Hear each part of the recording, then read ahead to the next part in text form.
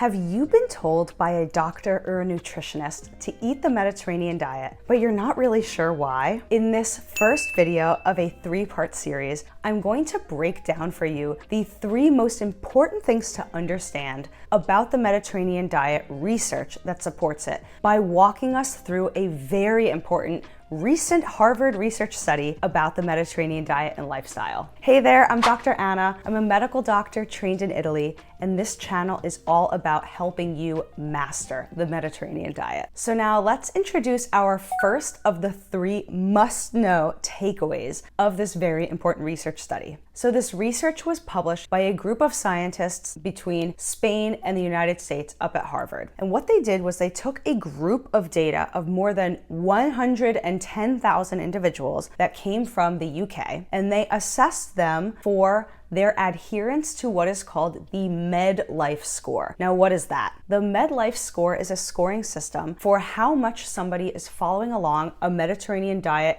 and Mediterranean lifestyle approach. And there are different components, meaning different parts of the diet, how many nuts somebody's eating, how much fruits and vegetables someone's eating, how much water or healthy beverages they're taking in, how much alcohol, and then other aspects of the Mediterranean lifestyle that are also included in the MEDLIFE score include smoking, how much exercise they're getting, how much sleep they get on average, are they taking naps, are they smokers, and how much they socialize. Because all of these different lifestyle factors are a really big part of what make the Mediterranean diet and approach to eating so beneficial for our health.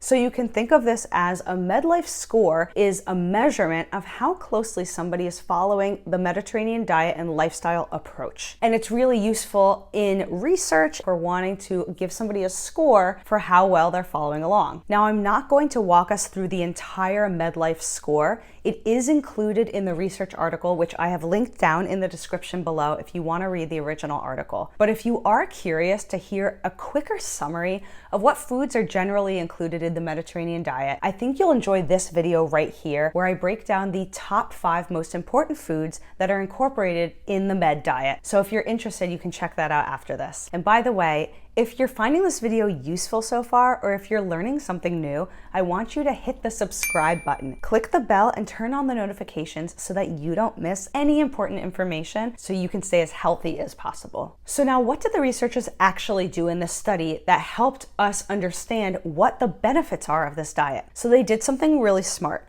They took that huge group of people. Remember, I said it was more than 110,000 individuals. Inside of this group, they adopted the MEDLIFE score onto the population. So what that meant was they were able to see, out of all of the people, how did they rank up? They could basically stick everybody in a line, how closely somebody was following along with the Mediterranean diet and lifestyle components. And then they put those people in order and assessed them and tried to look for differences. Were there differences for people who did a lot of things that were following along with the Mediterranean diet and lifestyle from people who were only doing a few things or maybe nothing? And then they could get an idea of how much the Mediterranean diet and lifestyle is making a difference on different health outcomes.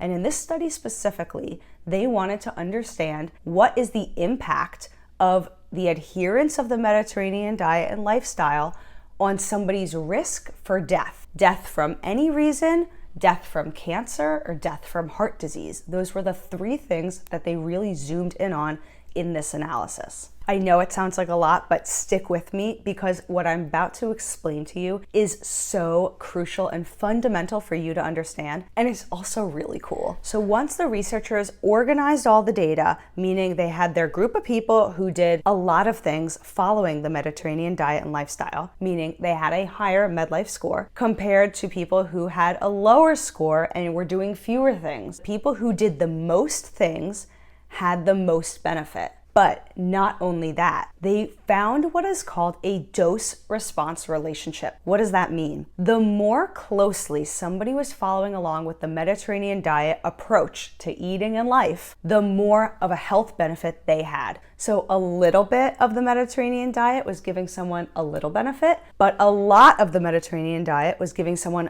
a lot of benefit. It was actually measured and shown in the data to have this relationship, which is so cool and honestly pretty hard to find in research.